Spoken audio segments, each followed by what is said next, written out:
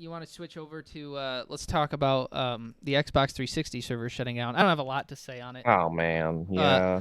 but I heard a lot of things happen with that where, there was like a whole fucking brigade of people that got onto the Xbox 360 with their friends at, like the last week before they got uh-huh. shut down, and they were like all doing achievement hunting, trying to get their final achievements for like Halo 3 and Halo Reach before the servers shut down for good for those specific versions of the game. Right. Well, and Halo is one of those games that'll definitely you would say it would suffer from having the server shut down, but now we have the new versions of them. Um, Yeah. yeah, it sucks, but the difference. Actually, this is a good lesson for Nintendo. Instead of this being a topic about, oh, how sad is it? Remember when we used to play the 360? Because everybody can say that. How about this? This is a good lesson for Nintendo and Sony. Look how Xbox shut the 360 servers down, and people are like kind of sad about it, but there's no vitriol towards Microsoft themselves. Nobody gives a fuck. Now, if Sony tries to shut down the PS3 servers, remember that they tried to do it and they're trying to make it harder, right? Yeah. There was a lot of vitriol. It's not bias. There's a reason for that. It's because Microsoft actually cares about game preservation and they're trying to get as many games on their new console as possible. Yep. So Yep. when you think about and there's going to be a couple sacrifices. Like I don't have one off the top of my head. But I'm sure there's a game that's exclusive on the 360 that had some kind of multiplayer functionality and it has not been ported and will not be ported. Yep, that's just something that people are going to have to figure out how to emulate that said game on PC in the future. And They've actually done that with a couple of games. I know that this is kind of like a weird jump, but it's kind of in the same vein of talking about how it used to be online on this system, but it's not anymore because the system is so old. So people, brought it to PC and modded in like servers that they can play with their friends on. Resident Evil Outbreak is a game that you used to be able to play online really weirdly with other people. But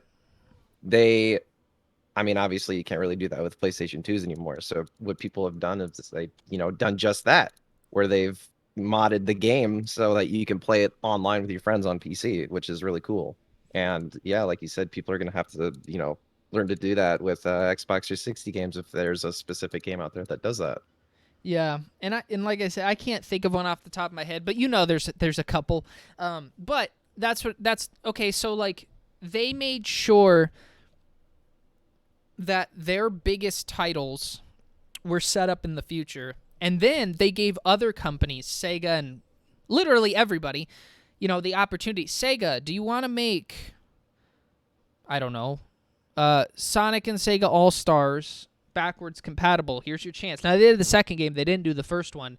So if you want to play the old Sonic and Sega All-Stars online, and some people still play it, as you and I found out a couple of years ago when we were playing it backwards compatible, you can, and that's why people don't. It's not as bad. That's really like that was my biggest takeaway. Is like my biggest takeaway when I heard they're shutting the 360 servers down was not like when I heard the PS3 servers were being shut down. I was like, oh my god, there's so many good JRPGs on there that are so expensive now. Arc the Lad, something like Suikoden, the whole series, the Shin Megami Tensei games, any of the old Atlas PS2 games, really, a lot of them are on there digitally and cheaper. Persona 2, Persona 2 and maybe, I think the first one even, I can't quite recall. Those games are on there. That's just JRPGs. Like, I could think of a bunch of other different things, a lot of the PS1 games and stuff that are a little harder to play now.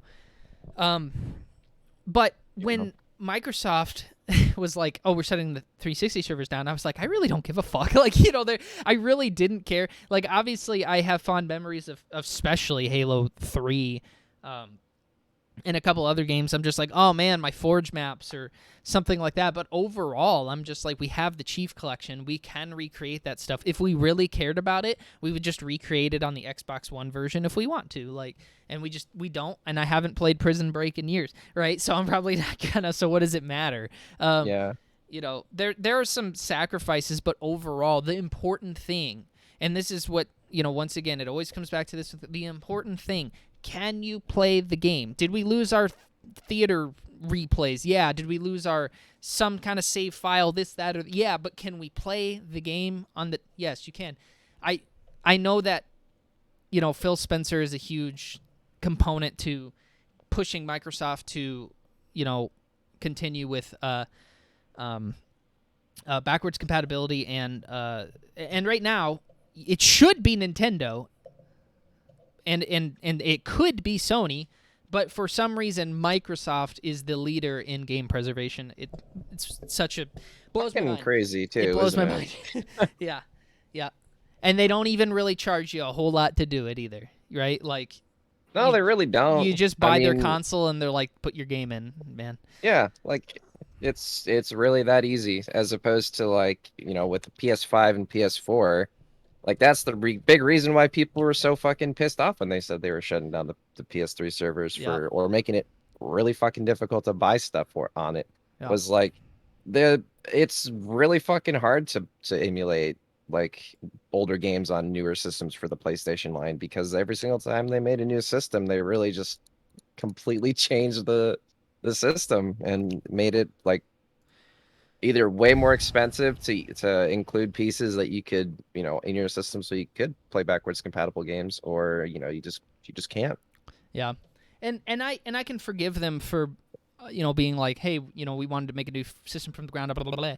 But at the end of the day, it's like, okay, but you find a way to, the Xbox One, while it is a 360 upgrade, had a lot of difficulty. They have a really weird way that they figured out how to do backwards compatibility. It doesn't work like the PS3 original version. You just put the disc in and it had a PS2 reader in it. It doesn't work like that, but they found a way. That's the important part. They found a way, and it just up until this point, it's kind of felt like, and I think maybe they're finally getting on the train. We'll see in the coming. Actually, if we'll hear anything, it'd be this year.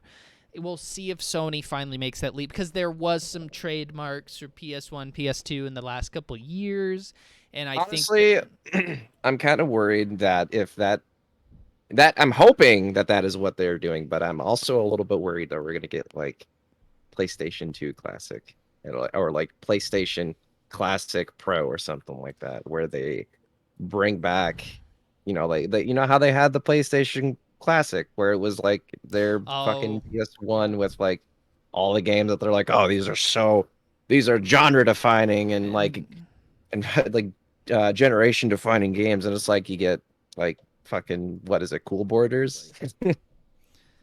That would be something that I'm worried about with like those trademarks. Yeah. But my hope is that they're like trying to do exactly that, which is like work on backwards compatibility, which would be awesome.